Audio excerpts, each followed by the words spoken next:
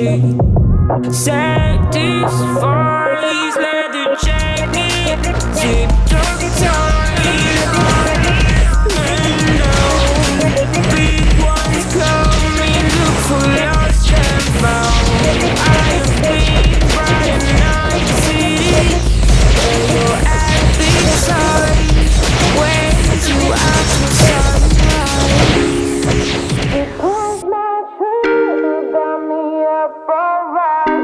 It's a danger pretty here in Night City. Here in Night City, got me up alright. Here in Night City.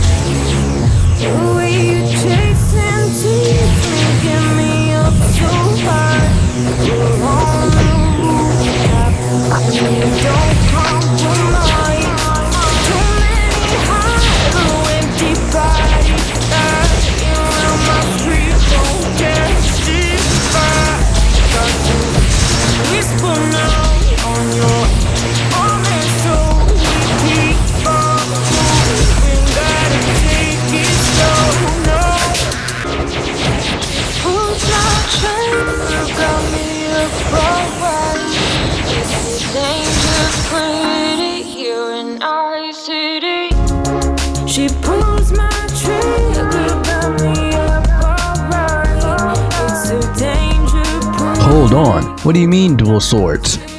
Yeah, nah, I'm not doing two-handed sword, at least not yet. But you'll see that I'll probably be getting around to it pretty soon, based off of the gear that I'm using in this video, because literally it's pretty much the exact same gear that I can use for two-handed sword. Spoiler alert, so you guys already kind of know the direction I'm probably going to take with two-handed sword, just based off of this. But what is going on YouTube? It is your main man, the Source Kasuna. Today we have a very exciting build. This is one of my favorite kinds of builds because it utilizes a skill that I really like, and it takes this skill and pushes it up to the maximum, right? And this skill is Saber Aura, as you've already seen. You know, Saber Aura is one of those really niche skills because it's not very easy to use. In fact, it's a very difficult skill to use. And so, you know, I figured if I was going to do dual swords, I'm not going to make the easy build. I'm not going to make a build that's just, you know, a fast kill build or just a stereotypical YouTube build for dual swords. You know, I had to think outside the box a little bit, right? Now, I do want to give a shout out to Lazy, whose channel will be in the description below, who actually gave me this idea with her showcase of dual swords in a short video. But I kind of took that idea and gave it its own spin a little bit, so stick around. But pretty much, guys, you know, very long-winded explanation, but yeah, this build is immortal. Like, literally, it cannot die. Think about it like this. Well, I'll just explain it as we get to the skills, so let's get right into it. Getting right into the thick of things, we're going to be going with strength as our main stat, and then agility is going to be our secondary stat. Strength will be the main hard hitter for our scaling on the big hit of Aerial Cut, as well as Twin Buster Blade. And then agility will be our secondary stat, just for the attack as well as the attack speed. And our stability overall will be really high because strength is our main stat. As you can see, our attack speed is starting a little bit low in this build, but you know, it's Saber Aura, come on. For food buffs, do not use these food buffs. I actually only use these for the fast kill run of Scorinja very hard, as well as the damage showcase to showcase that this build can be used as a DPS. If you really want to use this build as a pure DPS, these are the buffs that you want to use. It's possible. However, if you are actually playing the semi-tank version of this build, you don't need to change any of your gear. So, you know, stop right there. It's all-in-one build, pretty much. Just change out the DTE Earth, as well as the attack MP recovery for the resistance food buffs, and you are covered, like completely covered. So that's pretty much the food buff situation. And for the purposes of the showcase, I also had Burning Spirit for Squirrinja, which you can still keep this Regislette if you are willing to take Kaideki. I actually do want to make a different version of this build. Spoiler alert, I took Reglets. I should have took Kaideki Ranchin because Burning Spirit is really, really good in this build. But yeah, these are the Regislettes that you want to use for this build. Yeah, don't use any other Regislettes. Actually, scratch that. You can change out Spinning / Compress for Eagle Eye, and that'll give you better coverage for attacks that come from behind you. All right, let's get right into skills. So for Star Gems, we're only taking Mana Recharge. You know, that's a must. So don't skip out on that. Don't be lame. Come on. All right, in the blade skills, these are the only skills that you really need. Go ahead and take Berserk at level 10. I took it at level 7, but level 10 is what you wanted at, so you get less of a stability penalty for using it. This will be for fast kills. You know, you're not going to be using Saber Aura for those really, really fast runs. That's only for longer runs because of the MP cost initially when you use it. And then Gladiate will be giving us a lot of MP in those really, really long runs, as well as just being a really, really good damage reduction skill. In case you didn't know, on dual swords, you actually get double the damage reduction. So you get 20% damage reduction, which is just absolutely insane. And you get the same effect on two-handed swords, but the MP recovery effect is just a lot more. Now, obviously the MP recovery effect is halved on dual swords, but it's still really good because dual swords attack MP recovery is insane. And then for shot skills, you want to be taking long range as well as quick draw. And then for our magic skills, we're just going to be taking impact level 7, finale level 1. And then, you know, we're taking power wave level 7 so that we can attack at 8 meters with our arrow cut. I actually recommend taking it at level 6 so that you're at 7 meters. But, you know, I digress with that. And then we're not taking any Mononofu skills. Be wary of Bushido. You know, if you do take Shukuchi, then be wary of Bushido because this will give you HP and that'll mess up the entire functionality of this build. I won't say entire functionality, but it'll mess things up a little bit for you. And you will have to take Bushido to get Kaideki, so, you know, just be wary of that mechanic. And then for dual sword skills, it's a lot to unpack here. We're taking the Mastery at level 10. Twin Slash is going to be giving us 75 extra critical damage on Aerial Cut, and then the level of Spinning Slash also affects Aerial Cut, and then it's also just decent damage as an opener. And then we're taking Phantom Slash for our iframe, as well as a cancel for the Twin Buster and Lunar Misfortune combo. Yes, we will be using that in this build, very rarely, but this is our fastest DPS for fast kills. Aerial Cut's really not good for fast kills in my opinion. I mean, it's not bad, but it's not good either. And then we're taking dual sword control, Godspeed. You know what these do. Saber Aura is the meat of this build. So pretty much, I'll be, you know, showing on screen. Pretty much this skill will tick a percentage of your HP every 2 seconds. You get a stack of this every 2 seconds and it maxes out at 20 stacks. Now, that means that this has a 40-second duration, almost an entire minute. So, you know, it's not bad for fast kills. However, it's not good for fast kills either because, you know, it takes a little bit to build up, and then the initial MP cost means that you will have to auto attack to get your MP back, but the attack MP recovery you gain from this skill is really, really high. Now, if you, okay, so let me just kind of organize my thoughts a little bit here. Pretty much, this skill takes a percentage of your HP, and the skill will end if it's unable to use HP, as it says here, right? As you can see, we have 34 HP. Okay, small jump cut, but you know, if we use Saber Aura, you know, now that our natural MP regen situation's fixed, as you can see, it's not ticking from our HP. That is because it does use the overheal HP from the Sacred Teachings. That skill is so good. Really good synergy with Saber Aura. Now, this means that you can basically get infinite Saber Aura cycles, and then you could just Crescent Saber to refresh and then turn Saber Aura back on, and it's only 500 MP when you use it in Crescent. And as you can see, because of our low HP, it's taking a percentage of our max HP. It doesn't count the overheal HP as our max HP. So the HP that it's taking from that basically means that we have basically 40 seconds times 5. I want to say we basically have 5 minutes of Saber Aura that we can use per rotation. So, you know, I'm going to use it again, and it's just ticking a very low amount, you know, like so low, in fact, that you can't even see the number until it gets to the higher Saber Aura stacks. So that's the really neat part about Saber Aura, and that is the unique synergy of that skill, and we will get to that when we get to that.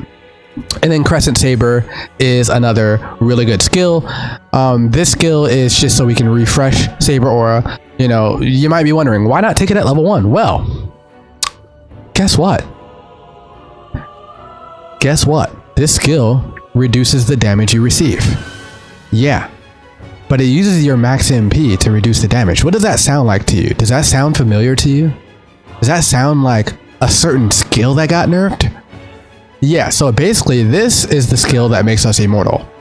We use this basically when we feel threatened by any attack, or to refresh Saber Aura. However you want to cut it, use this skill. Take it at level 10.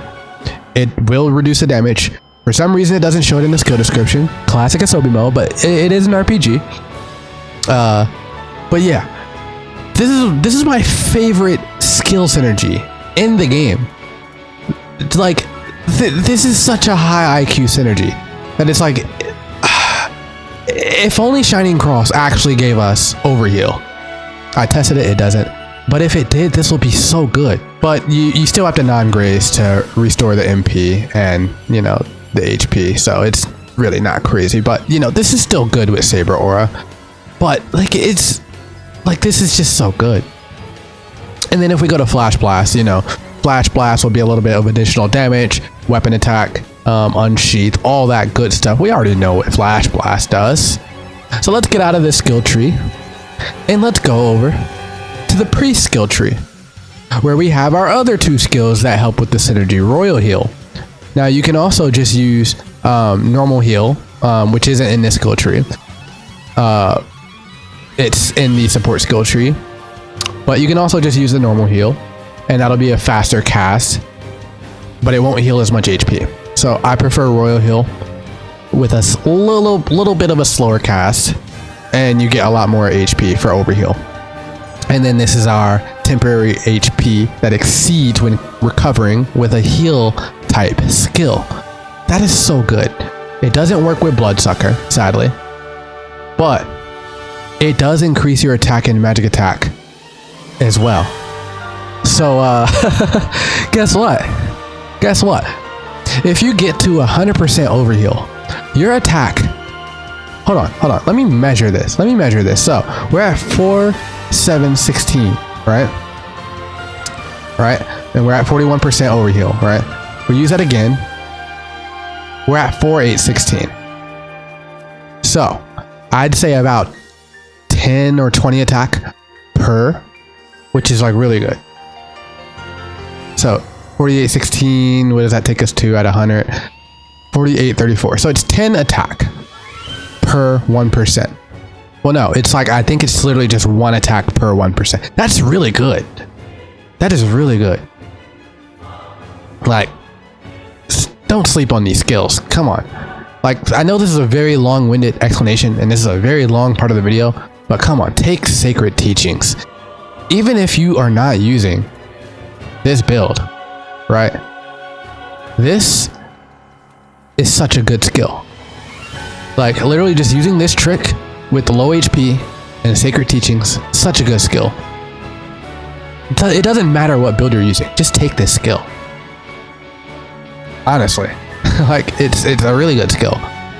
But anyways, in our dark power skills, we do take Regretless. You can skip this skill. This is for Guild Raid, personally. And this is also for the attack MP recovery and the resistance. Again, if you feel like your life is threatened, you can use Regretless.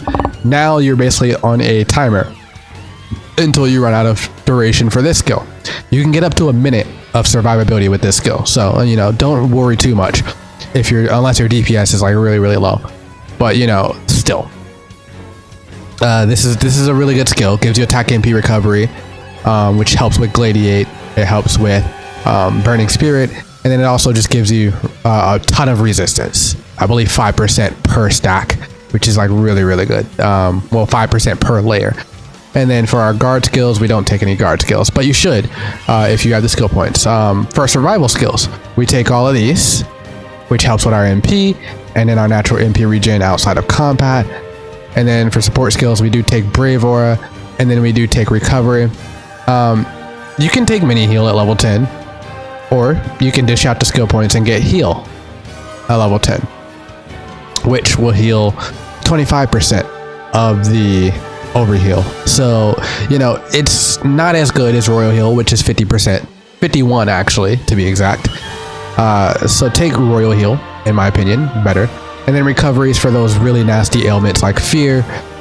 We do have Warcry for that, but, you know, recovery is easier because you can use it ahead of time. And then we will be having all of these at level 10. You can take this at level 5, and you can skip this skill entirely if you really, really want to. But, you know, for skills, it was a lot to talk about. It was a lot to talk about because this is the most excited I've been for any skill synergy in a long time. Anyways, let's get into combos. We have Spinning Slash into Aerial Cut. Everyone knows this combo. Then we have Aerial Cut into Lunar Misfortune. That is basically Shutout, you know, for fast kill runs. And we have Impact for Twin Buster Blade for AoE. Regretless into Gladiate is another combo we have. And then we have Twin Buster into Lunar Misfortune. I will be showing the usage of this combo on screen because this is our highest DPS combo. So, you know, you have some variety here. A lot of variety. Don't sleep on this. Do not sleep on this, guys. And then for our additional combos, we have Flash Blast into Magic Impact, which is the combo that we use before using Saber Aura. And this also will help you level combo, which is really nice. So, you know, that's pretty much the combo situation. My goodness, we're already at 17 minutes for this video. Isn't that crazy? But let's make this video longer because we're in the equipment section now. I am using a 9th anniversary sword. Anguish sword will have higher attack, but this was very cheap. I was just looking for something quick to get, and the Shadow sword will, you know, achieve the purpose of this just fine, honestly. It just has less offensive stats. This is what you should use until anniversary. Just get a 1 slot. It will perform just fine. But you know, if you want to go all out right now in DTE, these are the stats that you should be looking for. You know, attack, strength, DTE, crit damage. You don't need crit rate on the weapon because it's compensated everywhere else. And then for sub weapons, you can use, you know, just the element, and you don't have to have the stability. That literally doesn't do anything. I don't know why people still stat that in 2025. You know, you can use the shadow sword as one of the sub weapons. For armor, we're going with heavy armor, right? Because, you know, you get guard. Guard is really nice, and then also it's also just free damage reduction if you have auto guard on. And in case you didn't know, Saber Aura also does have an auto guard mechanic, which is pretty cool. So for the crystals, we're going to be using Bimos, which gives us the physical pierce as well as the crit rate and the attack. This was actually better than Altadar in the calculation, only because of the physical pierce and the crit rate, which we needed both of those stats. That, and because we're using heavy armor, and Altadar would be giving us long range damage, which sucks for this build. And then Remnant, you know, more physical pierce and short range damage minus attack speed. We're basically spamming Remnant throughout this build, you know. So we need some saving from Saber Aura. I'll just put it like that. And then we're using Winking Gingerbread Man as our additional, which will be giving us, you know, physical pierce as well as attack. And then these are the crystals we're using. Gordo to save our attack speed just a little bit. We do need Gordo, so take Gordo. And then for our ring, we are using a Warm Talisman, which gives us critical rate and resistance and some fractional barrier. This is the meat of the build right here, because we're literally immortal. And then we have Steel Zaga as one of the crystals, which gives us some more critical rate and a lower item cooldown. Doesn't really matter for that. And then we're using Remnant as our second crystal on that. So our crit rate's perfectly fine in this build. We're at 150 crit rate. So we're perfectly fine. For avatars, we're going to be going with physical pierce avatars. You know, just the standard stuff for a DPS build. Yeah. Just want to explain a few things, right? You can use light armor. It will work just fine. You won't get the guard. However, just make sure the stats on your armor is negative 24 vitality. Any more and you'll die every time you put the armor on. And any less, your Saber Aura won't be as good. So, you know, be very strategic with it. Yeah. I prefer heavy armor. More damage reduction, more gooder. You know, as a tank main, it makes me very, very happy to have heavy armor in a build, in a DPS build. So, that's very cool to me. Now, I will have the stat formula for the armor showing on screen. Pretty much, this is the new meta right now. If you guys haven't really been paying too much attention, this is the new meta. Abusing low HP with overheal for fractionals. That is the trick to dealing with fractionals. As you can see in the showcase, I take no damage from fractionals, and I really don't take any damage at all. You know, granted, I take the resistance food. So, you know, this is a truly immortal build with high damage. But I would say it's pretty balanced because, you know, mage, everyone freaking plays Thor Halberd right now. All of these builds out here that are able to do more, a lot quicker, a lot easier. And then there's dual swords where it's just like, you can do it, but it's not as easy as other builds. You have a lot more engineering behind it. A lot more IQ goes into it. And that's the way I feel like dual swords should be. It should be stronger. A little bit stronger, I will say. A little bit stronger. But I feel like that's just Saber Aura. Like, just Saber Aura needs a little bit more reward for using it properly, in my opinion.